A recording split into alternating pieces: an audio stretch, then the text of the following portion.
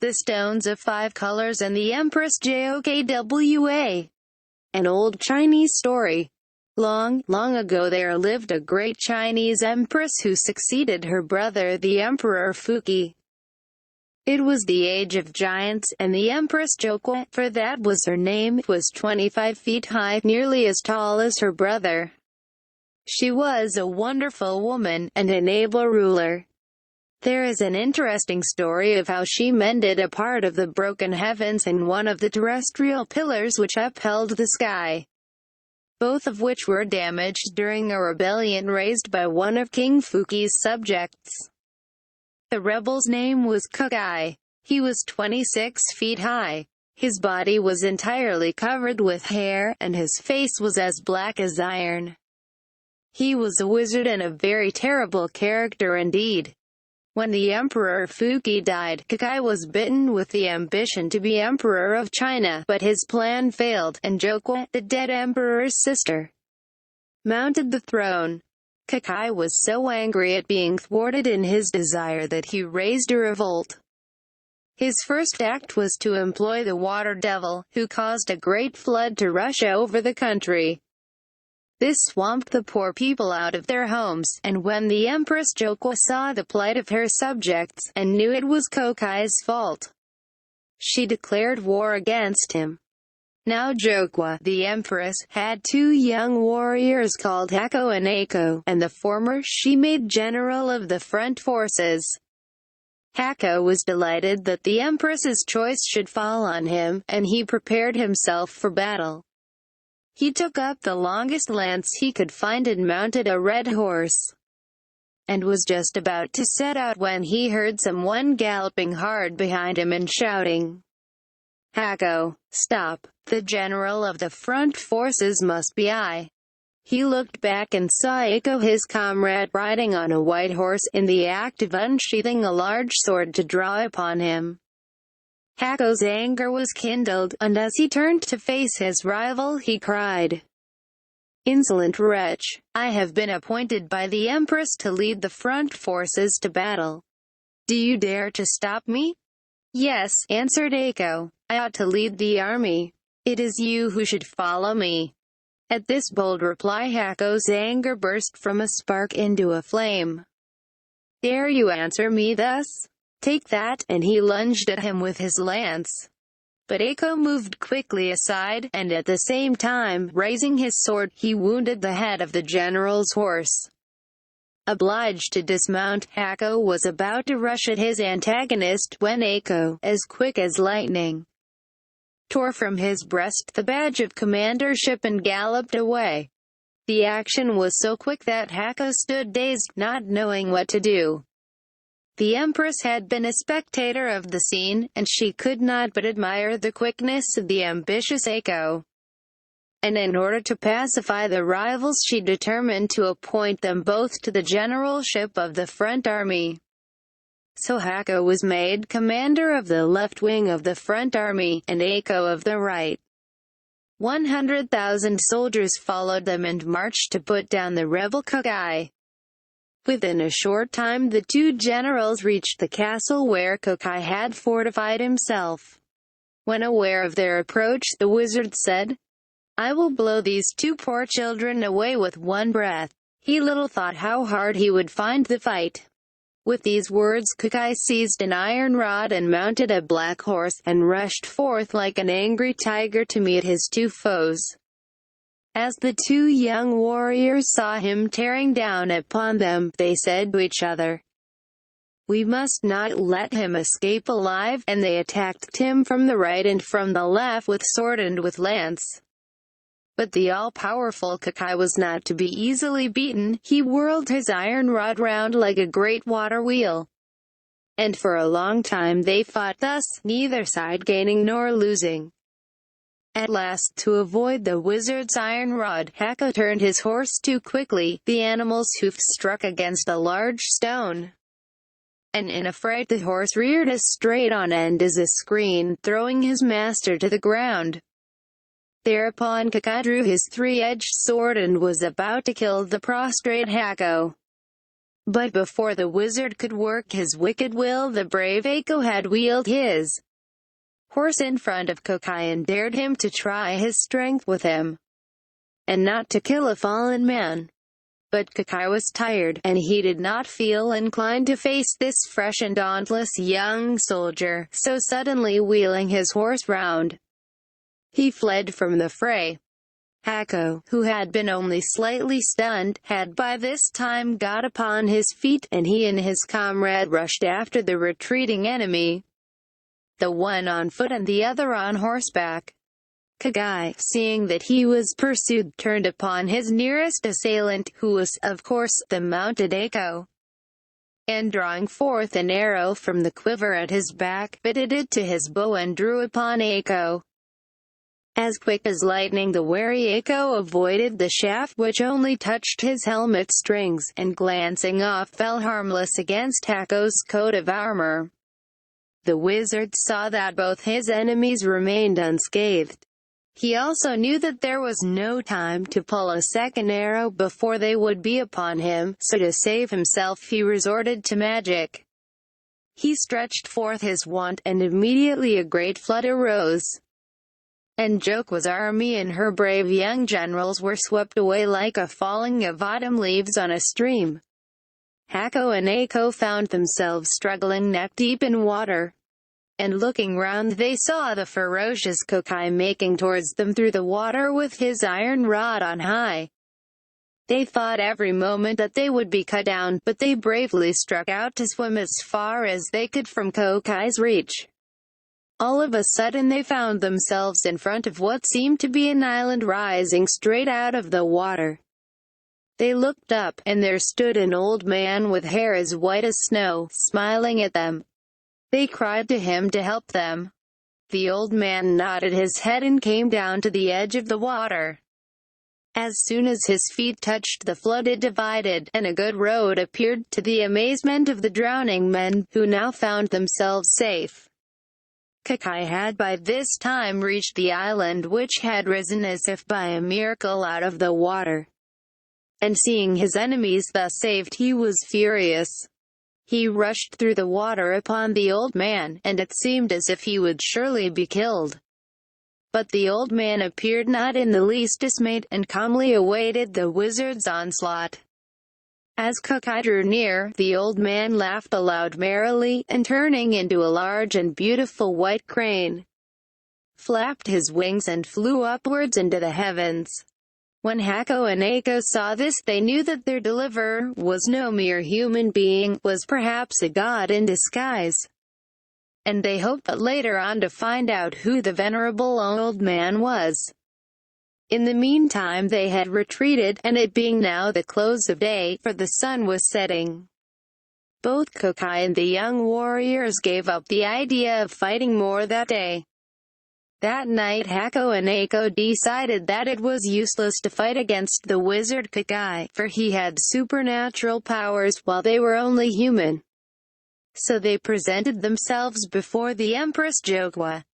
After a long consultation, the Empress decided to ask the Fire King, Shikuyu, to help her against the rebel wizard and to lead her army against him. Now Shikuyu, the Fire King, lived at the South Pole. It was the only safe place for him to be in, for he burned up everything around him anywhere else. But it was impossible to burn up ice and snow. To look at, he was a giant, and stood 30 feet high. His face was just like marble, and his hair and beard long and as white as snow. His strength was stupendous, and he was master of all fire just as Kokai was of water. Surely, thought the Empress, Shikuyu can conquer Kokai, so she sent Ako to the South Pole to beg Shikuyu to take the war against Kokai into his own hands and conquer him once for all. The Fire King, on hearing the Empress's request, smiled and said, "That is an easy matter, to be sure. It was none other than I who came to your rescue when you and your companion were drowning in the flood raised by Kokai." Ako was surprised at learning this. He thanked the Fire King for coming to the rescue in their dire need. and then besought him to return with him and lead the war and defeat the wicked Kagai. Shikuyu did as he was asked, and returned with Eiko to the Empress. She welcomed the Fire King cordially, and at once told him why she had sent for him, to ask him to be the generalissimo of her army. His reply was very reassuring. "Do not have any anxiety. I will certainly kill Kagai." Shikuyu then placed himself at the head of 30,000 soldiers, and with Hako and Eiko showing him the way, marched to the enemy's castle. The Fire King knew the secret of Kokai's power, and he now told all the soldiers to gather a certain kind of shrub. This they burned in large quantities, and each soldier was then ordered to fill a bag full of the ashes thus obtained. Kagai, on the other hand, in his own conceit thought that Shikuyu was of inferior power to himself, and he murmured angrily, "Even though you are the Fire King, I can soon extinguish you." Then he repeated an incantation, and the water floods rose and welled as high as mountains. Shikuyu, not in the least frightened, ordered his soldiers to scatter the ashes which he had caused them to make. Every man did as he was bid, and such was the power of the plant that they had burned, that as soon as the ashes mingled with the water a stiff mud was formed, and they were all safe from drowning. Now Kakai the wizard was dismayed when he saw that the Fire King was superior in wisdom to himself, and his anger was so great that he rushed headlong towards the enemy.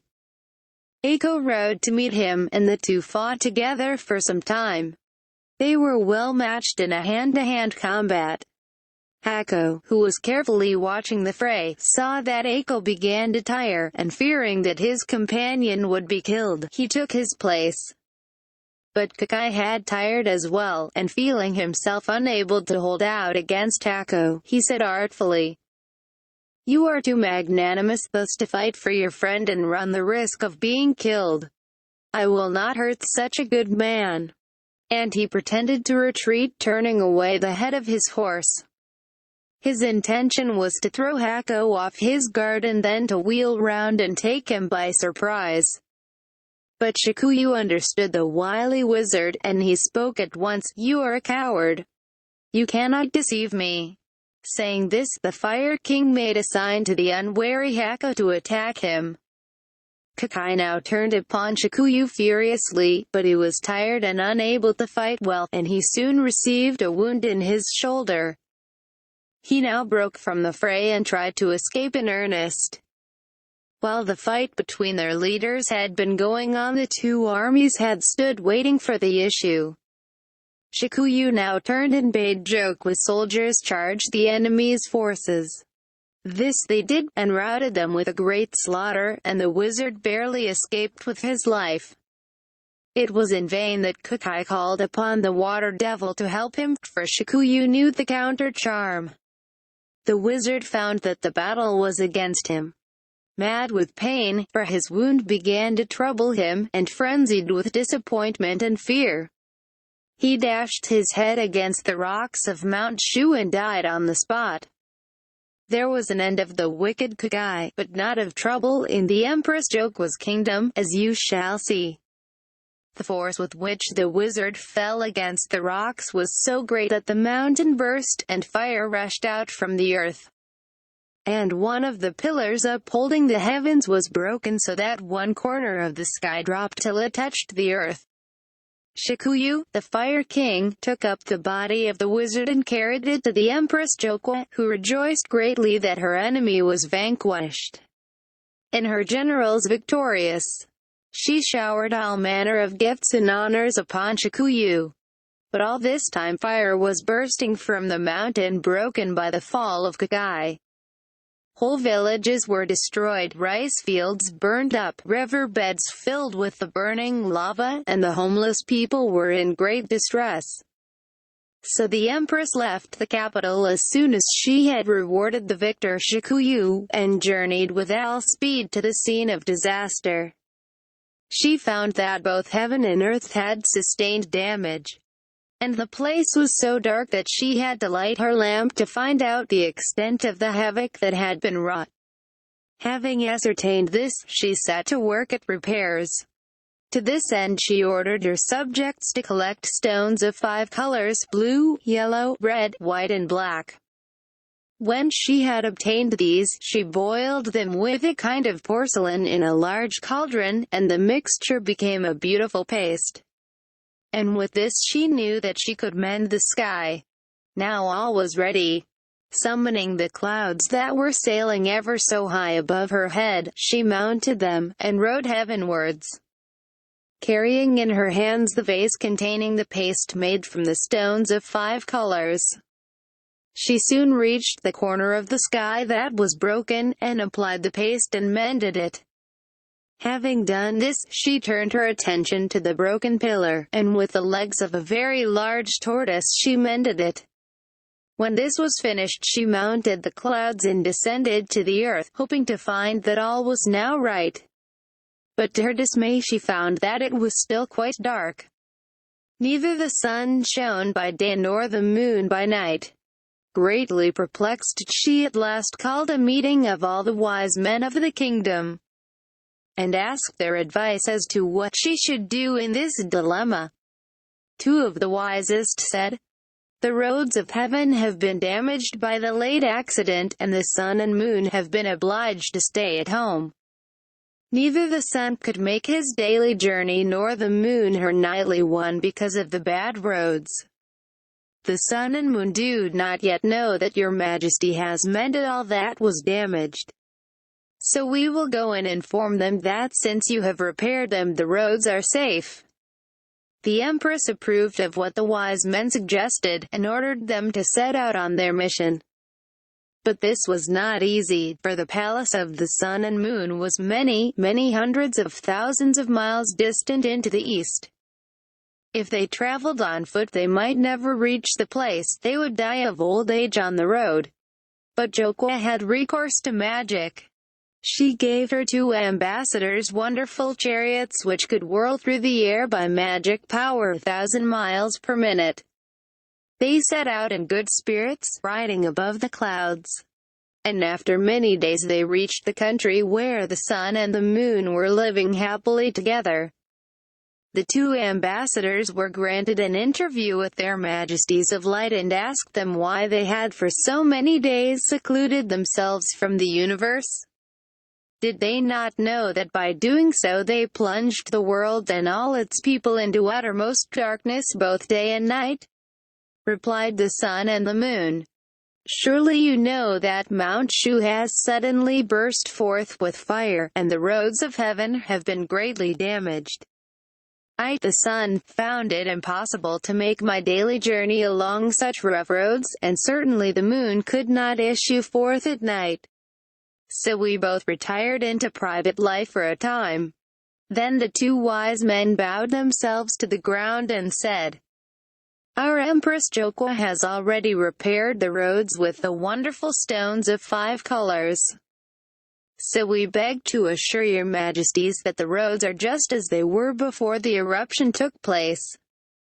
But the sun and the moon still hesitated, saying that they had heard that one of the pillars of heaven had been broken as well. And they feared that, even if the roads had been remade, it would still be dangerous for them to sally forth on their usual journeys.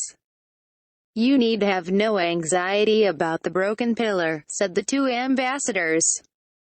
"Our empress restored it with the legs of a great tortoise, and it is as firm as ever it was."